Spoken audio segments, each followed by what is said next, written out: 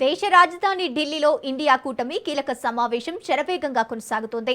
రాబోయే రోజుల్లో అనుసరించాల్సిన భవిష్యత్తు వ్యూహాలు, కూటమి భాగస్వామ్య పార్టీల మధ్య సమన్వయమే ప్రధాన అజెండాగా ఈ భేటీ సాగుతోంది.